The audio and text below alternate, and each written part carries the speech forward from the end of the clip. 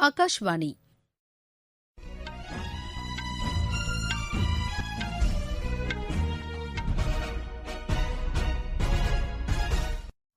செய்திகள் வாசிப்பவர் மிருதுலா. தலைப்புச் செய்திகள்: நவீன கால தேவைகளுக்கேற்ப ஆயுர்வேத மருத்துவ முறைகளை மேம்படுத்த வேண்டியதன் அவசியம் குறித்து பிரதமர் திரு நரேந்திர மோடி வலியுறுத்தியுள்ளார். தீவிரவாதம் எந்த வடிவில் இருந்தாலும் அதனை முறியடிக்க சர்வதேச சமுதாயம் இணைந்து செயல்பட வேண்டும் என்று குடியரசுத் தலைவர் திரு ராம்நாத் கோவிந்த் கேட்டுக் கொண்டுள்ளார். நாட்டில் கோவிட்-19 பாதிப்பில் இருந்து குணமடைவோரின் எண்ணிக்கை 93% அதிகரித்துள்ளது. தமிழகம், கர்நாடக மாநிலங்களுக்கு இடையே போக்குவரத்து சேவையை மீண்டும் தொடங்க முதலமைச்சர் திரு எடப்பாடி பழனிசாமி அனுமதி அளித்துள்ளார். தமிழகத்தில் 8 மாவட்டங்களில் கனமழைக்கு வாய்ப்புள்ளதாக சென்னை வானிலை ஆய்வு மையம் தெரிவித்துள்ளது. இனி விரிவான செய்திகள். ஆயுர்வேத மருத்துவ முறை நாட்டின் பாரம்பரியம் என்றும் ஒட்டுமொத்த மனித சமுதாயத்தின் நலன் சார்ந்தது என்றும் பிரதமர் திரு நரேந்திர மோடி கூறியுள்ளார். ஜெய்ப்பூரில் அமைக்கப்பட்டுள்ள தேசிய ஆயுர்வேத நிறுவனத்தையும் ஜாம்நகரில் அமைக்கப்பட்டுள்ள ஆயுர்வேத கல்வி ஆராய்ச்சி மையத்தையும் பிரதமர் காணொலி காட்சி வாயிலாக இன்று தொடங்கி வைத்து பேசுகையில், நவீன கால தேவைகளுக்கேற்ப ஆயுர்வேத மருத்துவ முறைகளை மேம்படுத்த வேண்டும் என்றும் இம்மருத்துவ முறைகள் குறித்த புத்தகங்கள் மற்றும் ஓலைச்சுவடிகளை வெளிக்கொண்டு வர வேண்டும் என்று கேட்டுக் கொண்டார்.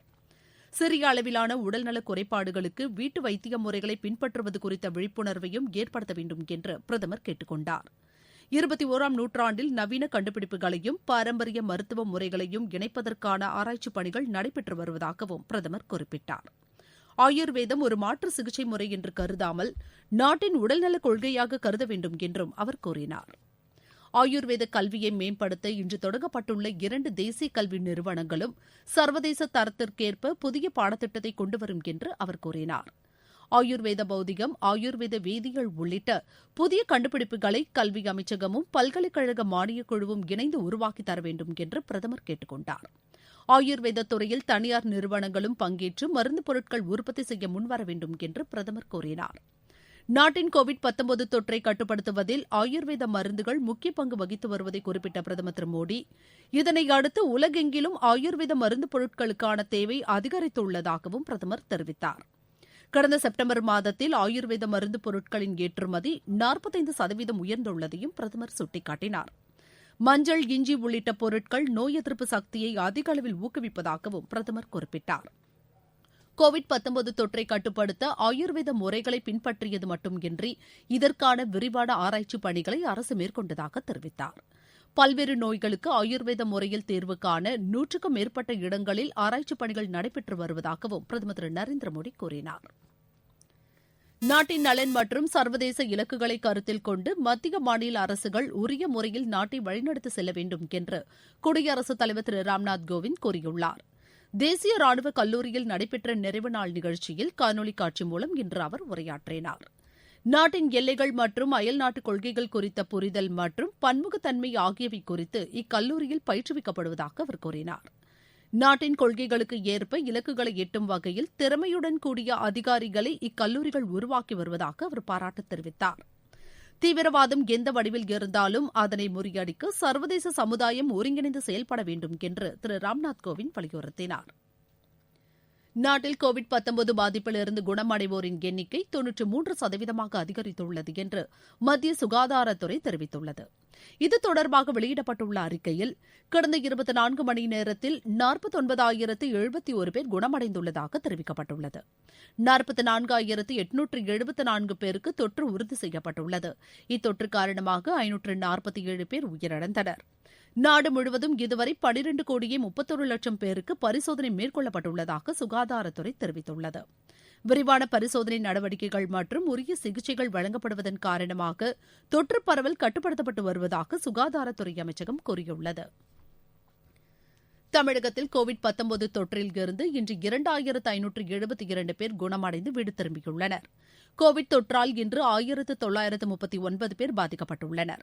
சென்னையில் மட்டும் 512 பேர் இத்தொற்றால் பாதிக்கப்பட்டுள்ளனர். 17,748 பேர் தற்போது மருத்துவமனைகளில் சிகிச்சை பெற்று வருகின்றனர். கோவிட் தொற்றால் இன்று மட்டும் 14 பேர் உயிரிழந்தனர். நீங்கள் கேட்டுக்கொண்டிருப்பது ஆகாஷ்வாணியின் செய்தி அறிக்கை. கோவிட்-19 எதிரான போரில் நமக்கான 3 கவசங்கள். முகக்கவசம் அணிவோம், தனிநபர் இடைவெளியை கடைபிடிப்போம், கை மற்றும் முக சுத்தம் பராமரிப்போம்.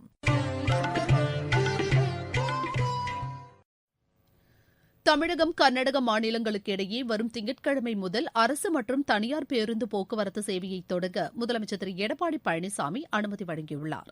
பணி நிமித்தமாக இவ்விரு மாநிலங்களுக்கு இடையே போக்குவரத்து சேவையை தொடங்க வேண்டும் என்ற பொதுமக்களின் கோரிக்கையை கருத்தில் கொண்டு இந்த நடவடிக்கை மேற்கொள்ளப்பட்டுள்ளதாக மாநில அரசின் செய்திக்குறிப்பில் தெரிவிக்கப்பட்டுள்ளது. பொது பேருந்து சேவையை பயன்படுத்தும்போது நிலையான கோவிட்-19 தடுப்பு வழிகாட்டு நெறிமுறைகளை பின்பற்றி பொதுமக்கள் ஒத்துழைப்பு தர வேண்டும் என்று முதலமைச்சர் கேட்டுக் கொண்டுள்ளார். தீபாவளி பண்டிகை நாளை கொண்டாடப்படுவதை முன்னிட்டு மக்களுக்கு தலைவர்கள் பலர் வாழ்த்து தெரிவித்துள்ளனர். தமிழக ஆளுநர் திரு பன்வாரிலால் புரோஹித் வெளியிட்டுள்ள வாழ்த்துச் செய்தியில், நன்மை மற்றும் ஒளியின் வலிமை என்றும் தழைத்தோங்கி மக்கள் வாழ்வில் ஆரோக்கியம், அமைதி, வளம் பெருகட்டும் என்று தமது வாழ்த்துச் செய்தியில் குறிப்பிட்டுள்ளார். முதலமைச்சர் திரு எடப்பாடி பழனிசாமி விடுத்துள்ள வாழ்த்துச் செய்தியில், மக்கள் அனைவரின் வாழ்விலும் துன்பம் நீங்கி இன்பம் பெருகட்டும் என்றும் மக்கள் நலமும் வளமும் பெற்று இன்புற்று வாழ வாழ்த்துவதாகவும் குறிப்பிட்டுள்ளார். பாமக நிறுவனர் மருத்துவர் ச ராமதாசு உள்ளிட்ட பல்வேறு தலைவர்களும் மக்களுக்கு தீபாவளி வாழ்த்துக்களை தெரிவித்துள்ளனர்.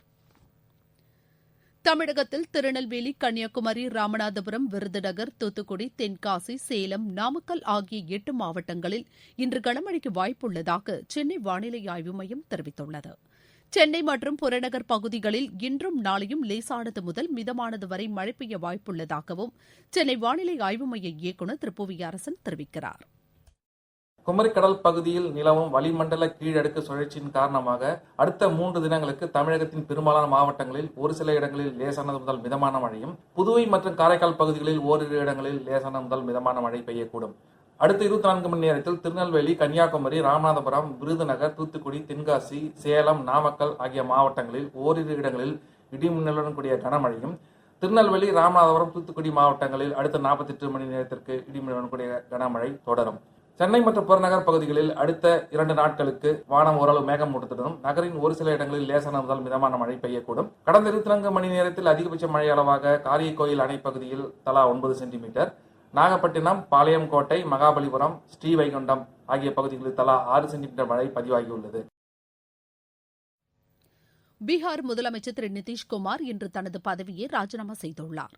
மாநிலத்தில் புதிய ஆட்சியை அமைப்பதற்கு ஏதுவாக அவர் தனது ராஜினாமா கடிதத்தை அம்மாநில ஆளுநர் திரு பகு சௌஹானிடம் இன்று வழங்கினார். முன்னதாக நடைபெற்ற அமைச்சரவைக் கூட்டத்தில் சட்டப்பேரவையை கலைக்க பரிந்துரைப்பது என முடிவு செய்யப்பட்டது. பின்னர் செய்தியாளர்களிடம் பேசிய திரு நிதிஷ்குமார், தேசிய ஜனநாயக கூட்டணி சார்பில் தேர்ந்தெடுக்கப்பட்டுள்ள புதிய சட்டமன்ற உறுப்பினர்கள் நாளை மறுதினம் பாட்னாவில் கூடி புதிய ஆட்சி அமைப்பது குறித்து இறுதி முடிவு எடுப்பார்கள் என்று தெரிவித்தார். இதனிடையே சுயேட்சை உறுப்பினர் திரு சுமித் சிங் தாம் தேசிய ஜனநாயக கூட்டணிக்கு ஆதரவளிக்கப் போவதாக அறிவித்துள்ளார். முன்னதாக பீகாரில் புதிய ஆட்சி அமைப்பது குறித்து தேசிய ஜனநாயக கூட்டணி கட்சித் தலைவர்கள் பாட்னாவில் இன்று கூடி ஆலோசனை நடத்தினர். உத்தரப்பிரதேச மாநிலம் அயோத்தியாவில் உள்ள சரயூ நதிக்கரையில் 5,51,000 தீபங்கள் ஏற்றும் நிகழ்ச்சி இன்று நடைபெற்றது. இந்நிகழ்ச்சியை அம்மாநில முதலமைச்சர் திரு யோகி ஆதித்யநாத் தொடங்கி வைத்தார். பக்தர்கள் இந்நிகழ்ச்சியை காணொலி வாயிலாக காணும் வகையில் அம்மாநில அரசு விரிவான ஏற்பாடுகளை செய்துள்ளது. பிரக்யாராஜ் அருகே கங்கை நதிக்கரையில் நடைபெற்ற நிகழ்ச்சியில் அம்மாநில துணை முதலமைச்சர் திரு கேசவ் பிரசாத் மௌரியா கலந்து கொண்டதாக எமது செய்தியாளர் தெரிவிக்கிறார். ஐஎஸ்எல் கால்பந்து போட்டிகள் இம்மாதம் 20ஆம் தேதி தொடங்குகிறது. இதற்கான அட்டவணை இன்று வெளியிடப்பட்டது. அடுத்த ஆண்டு மார்ச் மாதம் வரை நடைபெறவுள்ள இப்போட்டியில் 11 அணிகள் பங்கேற்கின்றன. முதல் போட்டியில் கேரளா அணி மோகன் பகான் அணியை எதிர்கொள்கிறது. இந்தியா, ஆஸ்திரேலியா அணிகளுக்கு இடையேயான முதலாவது ஒருநாள் கிரிக்கெட் போட்டி சிட்னியில் இம்மாதம் 27ஆம் தேதி நடைபெறவுள்ளது. ஆஸ்திரேலியாவில் நடைபெறும் இத்தொடரில் 3 ஒருநாள், 3 டுவெண்டி மற்றும் 4 டெஸ்ட் கிரிக்கெட் போட்டிகளில் இந்திய அணி விளையாடவுள்ளது. மீண்டும் தலைப்புச் செய்திகள். நவீன கால தேவைகளுக்கு ஏற்ப ஆயுர்வேத மருத்துவ முறைகளை மேம்படுத்த வேண்டியதன் அவசியம் குறித்து பிரதமர் திரு நரேந்திர மோடி வலியுறுத்தியுள்ளார். தீவிரவாதம் எந்த வடிவில் இருந்தாலும் அதனை முறியடிக்க சர்வதேச சமுதாயம் இணைந்து செயல்பட வேண்டும் என்று குடியரசுத் தலைவர் திரு ராம்நாத் கோவிந்த் கேட்டுக் கொண்டுள்ளார். நாட்டில் கோவிட்-19 பாதிப்பிலிருந்து குணமடைவோரின் எண்ணிக்கை 93% அதிகரித்துள்ளது. தமிழகம், கர்நாடகம் மாநிலங்களுக்கு இடையே போக்குவரத்து சேவையை மீண்டும் தொடங்க முதலமைச்சர் திரு எடப்பாடி பழனிசாமி அனுமதி அளித்துள்ளார். தமிழகத்தில் 8 மாவட்டங்களில் கனமழைக்கு வாய்ப்புள்ளதாக சென்னை வானிலை ஆய்வு மையம் தெரிவித்துள்ளது. இத்துடன் இந்த செய்தி அறிக்கை நிறைவு பெற்றது.